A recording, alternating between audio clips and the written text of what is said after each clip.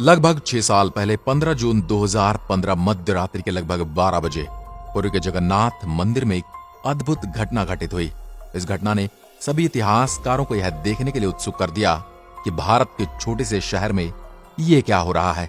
न केवल मंदिर परिसर में बल्कि पूरे शहर में बिजली चली गई। आखिर क्यों? क्योंकि जगन्नाथ मंदिर की मुख्य प्रतिमा से श्री हरि कृष्ण का दिल निकालकर किसी दूसरी प्रतिमा में लगा दिया गया था। नहीं, यहाँ पर श्री कृष्ण के हृदय से मेरा मतलब कोई आध्यात्मिक या फिर कोई रहस्यमय हृदय के बारे में नहीं है, बल्कि असली हृदय से है। श्री कृष्ण का असली हृदय वहां पर संग्रहित है, परंतु एक हृदय को उसके असली रूप में कैसे 5000 सालों तक संग्रहित करके रख सकते हैं? क्योंकि यह एक बहुत उन्नत और प्राचीन उपकरण है। यह हृदय मांसपेशियों से नहीं बना है। कुछ लोग कहते हैं कि ऊर्जा उत्पन्न कर सकता है।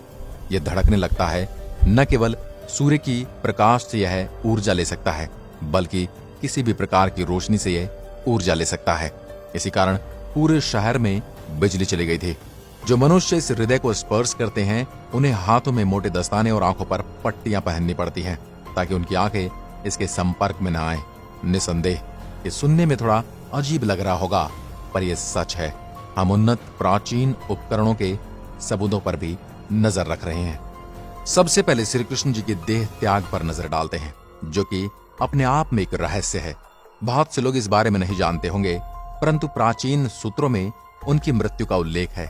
लगभग 5000 साल पहले श्री कृष्ण जी को एक शिकारी द्वारा जंगल में मार दिया गया था। यह एक दुर्घटना थी, क्योंकि शिकारी हिरण को मारने की कोशिश कर रहा था। श्री कृष्ण जी की मृत्यु हो गई और उनका अंतिम संस्कार कर दिया गया।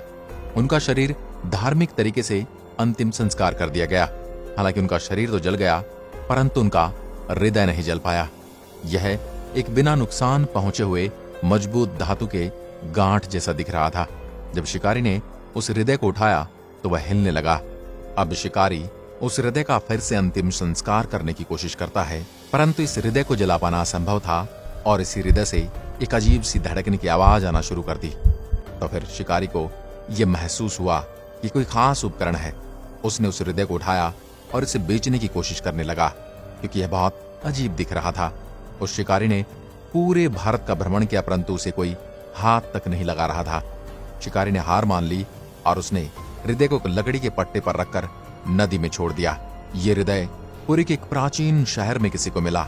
जब पुरी के राजा को यह पता चला कि श्री कृष्ण का हृदय है, तो उन्होंने एक प्रतिमा बनाकर उस हृदय को उसमें रखने का निर्णय लिया और इस हृदय को उस मूर्ति के अंदर स्थापित करने का भी निर्णय लिया, जो जगन्नाथपुरी में आज भी विराजमान है।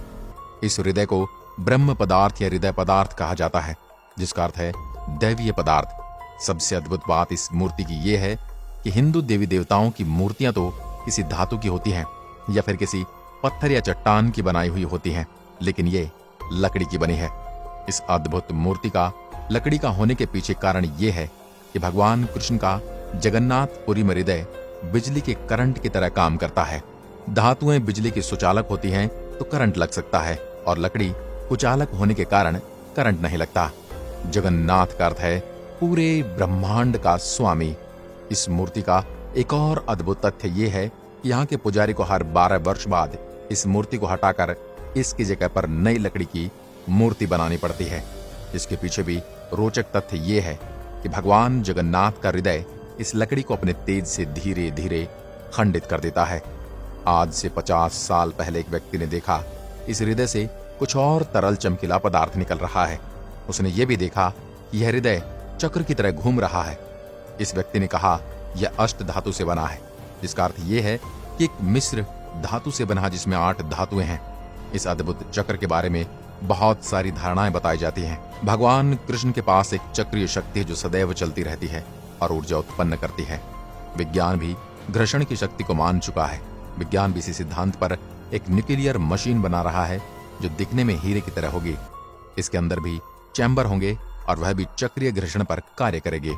जगन्नाथपुरी के मंदिर के संचालक कहते हैं कि वे जब इस मूर्ति को हटाते हैं तो वह पूरी तरह से वहां पर अंधेरा कर देते हैं। वे सभी मानते कि यह एक भौतिक वस्तु है, पर इसके केंद्र में जो ऊर्जा उत्पन्न हो रही है वह अद्भुत है। हम जानते हैं किसी भी प्रकाशमान वस्तु से यह ऊर्जा प्राप्त कर सकती है, इसलिए वे इस मूर्ति को अंधेरे में ही वहां से हटाते हैं। हम जानते हैं कि भगवान कृष्ण ने हमें एक प्राचीन उपकरण दिया है।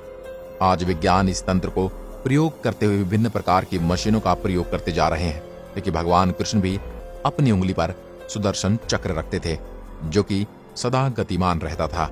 वहीं वर्तमान में शक्ति और ऊर्जा का मार्गदर्शक बन गए हैं। आज की वीडियो में बस इतना ही। अगर वीडियो पसंद आए हो तो लाइक कीजिए। धन्यवाद।